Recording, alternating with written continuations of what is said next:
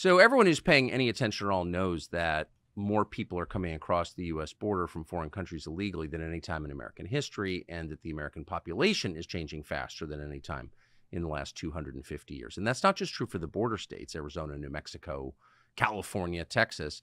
It's true for at least 48 of the 50 states, the contiguous states. I mean, small towns in Wisconsin and Iowa look completely different from what they looked like 2 years ago. So this is changing the country in a way that can't be undone. There's no bigger thing that's ever happened in American history than what's happening right now. And the question is, how is it happening? Why is it happening? And who's allowing it to happen? And to answer those questions to some extent, we had a pretty remarkable conversation about a month and a half ago with Bret Weinstein, who's, of course, a scientist and an academic, now hosts a fairly famous podcast called Dark Horse, with his wife. And he went to the Darien Gap, which is literally the gap in the Pan American Highway from South America to the United States in Panama. It's one of the roughest places in the world, famously. And he went there with a man called Michael Yon, who is probably the most experienced war correspondent in the United States. Here's what he said about Michael Yon. Well, I wound up there because Michael Yon had been sending me materials, thinking that I would be interested in what was taking place in Panama. And of course, I was utterly fascinated by what I was seeing. Now, some of your viewers may not know Michael. Michael is a former Green Beret who has refashioned himself.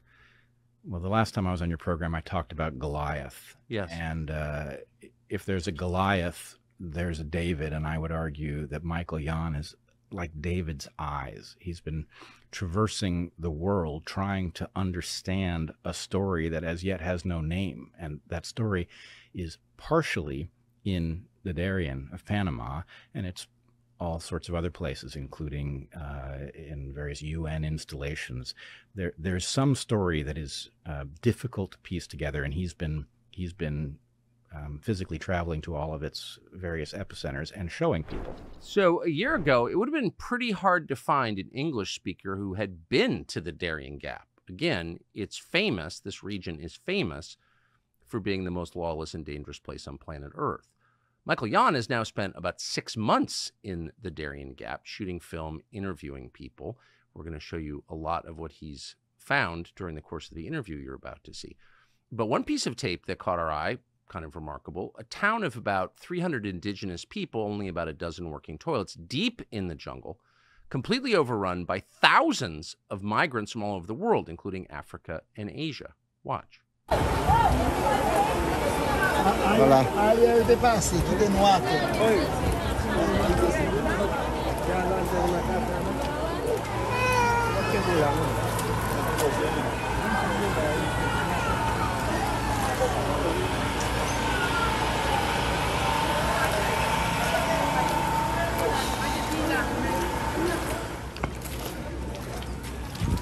Voilà. Voilà. All moving to your country. Now, it's happening. That's the end of the United States, the country that you grew up in. Irreparable. Forever. People in Washington, the people who control the Congress and the White House, seem to be in favor of this. And now they're just kind of saying it out loud. Chuck Schumer, probably the darkest member of the United States Congress, of course, the head Democrat in the Senate. He's telling us that we can't deal with any of that because Ukraine's border is too important. It's Ukraine. It's only about Ukraine. Here's Chuck Schumer. Let me make it clear. We made the overwhelming sentiment in that meeting is we got to do Ukraine now. And there are other issues, including border, which we should address, but not now. Right. So if you want to know what evil looks like in 2024, you just saw it. It's Chuck Schumer, okay, the embodiment of it right now. But we did want to see more tape and hear more firsthand account from what it looks like at the other side, the Darien Gap, the beginning of the journey to our country where this invasion is beginning. And so we are grateful now to speak to Michael Yon, who spent more time there than maybe any American. Michael Yon, thanks so much for joining us. So could you just start with the overview? What role, and maybe I've misstated it, but what role does the Darien Gap play in the invasion underway of the United States? Oh, it's absolutely vital, Tucker. As soon as Biden was installed, I was actually in D.C. for the quote unquote, whatever it was where they installed him. And then I flew straight within about 24 hours to El Paso because I thought that the aliens would start flooding across the border, and they did. And so from there, I flew down to Colombia, to the other side of the Darien Gap, because I thought that the Darien Gap would end up being a major pathway to the United States. And so went into the Darien Gap on the Colombian side, just not very far, just about an hour inside. It's very dangerous over there. And I was there with Masako Ganaha, the famous Japanese journalist, and Chuck Holton, a war correspondent friend who just got strafed yesterday in Burma.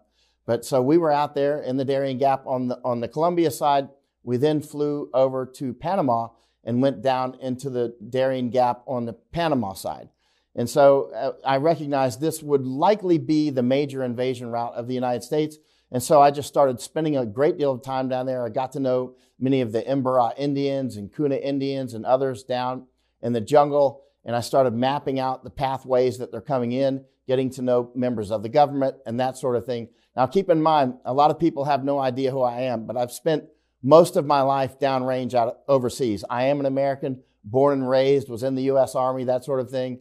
And but most of my life has been downrange. For I would say 2/3 of my life has been in Middle East, Asia, deep. And I spent a year in and around China. I've written 3 books on Chinese information war that are only in Japanese, actually, because I've been working to wake up Japan for years. So in other words, I'm not coming into this flat-footed. I'm not coming into this as somebody who looks at a map and thinks, hey, this might be the route. I'm looking at this as someone who has traveled in about 100 countries or lived in so many countries. And so I realized these would be the routes, likely the routes. So often when you see me leave Panama, I actually go to another vital terrain, which is Netherlands, right? And I was there with Eva Vlardingerbroek and that sort of thing, whom you know. And so bottom line is there's a lot more going on here than just the invasion. Obviously, the invasion is a kill shot to the United States. Now, anybody that can get their feet anywhere into South America, which is pretty much most of the world at this point, they can get to the United States very quickly. And they can do this through the Darien Gap. Now, keep in mind, a lot of people ask, why don't they just fly to the United States? Many people do, actually. Many people come on student visas and that sort of thing. And anybody that can actually land closer, like many of the Chinese will actually fly to Mexico first. Some will go to Cancun and go on vacation first. And if they can get a visa to Mexico, they'll go to like Cancun and they'll meet their, what they call snakeheads in Mandarin is what we call coyotes. The Chinese call them snakeheads. They'll meet up with their snakeheads in Cancun or Mexico City or Tapachula. And then they had to cross up to, Texas and whatnot, Yuma, all these sorts of things. And by the way, I've been across the entire U.S. border from SpaceX all the way to San Diego, quite a lot, and on the Mexican side also quite a lot. But I've been across the entire U.S. border. So now many of the actually Chinese will come through the northern border, as do others. But back to Darien. So they don't all go through Darien. Many actually use what's called the CBP-1 app. It's an application that they can use to fill out this form and get on flights and fly straight from Bogota to the United States. Or they fly from Guatemala to the United States. I was just over in Guatemala checking that out, actually. And so many people do fly in. The U.S. is flying them in 24/7, but not everybody can do that. So now we have maybe 3,000 a day coming in. The number is constantly changing, but we know the number quarter over quarter is increasing coming through the Darien Gap because more infrastructure is being put in, so it's facilitating it. And the main funder, by the way, is the United States. It's the United States. I hear people constantly talking about how we should punish Colombia or punish Panama or stay in Mexico. That's all nonsense. The people that are talking about stay in Mexico policy have zero idea what's going on. It's like teaching calculus to somebody who doesn't actually know how to add yet. The United States is the one that's behind most of this. The main engine is something called IOM, which is actually most of the Border Patrol agents I talk with have never heard of the Darien Gap, and they've never heard of IOM. IOM is the International Organization for Migration.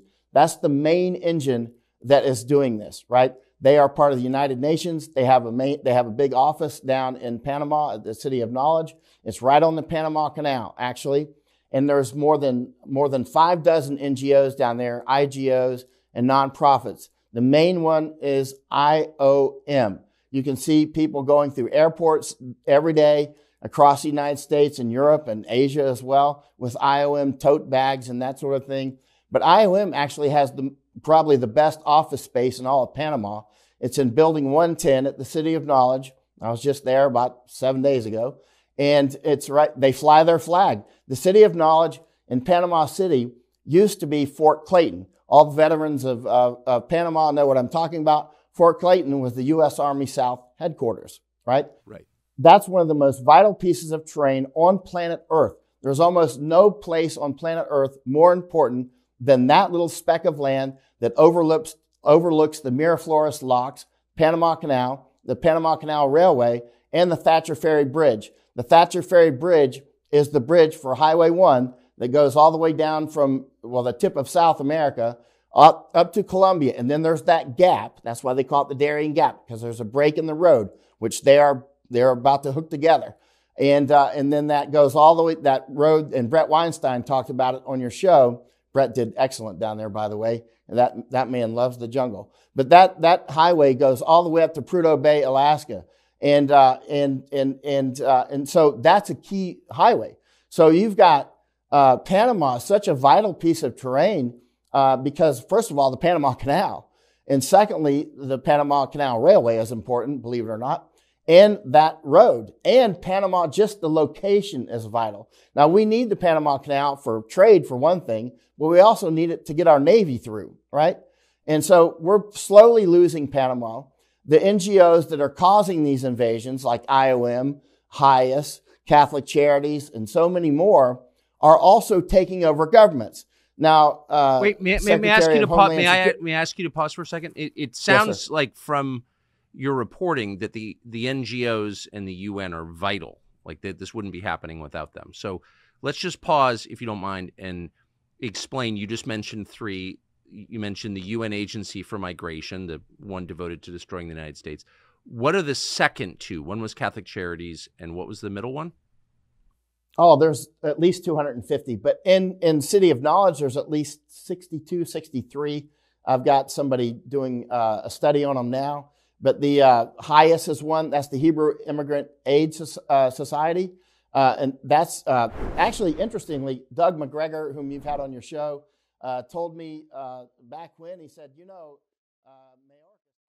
Hey, it's Tucker Carlson. The internet is crowded with interesting things that don't really matter. On TCN, we attempt to bring you interesting things that actually do matter, and a lot of them. Interviews, long form and short, videos, documentaries. You can find all of it on tuckercarlson.com, and we hope you will.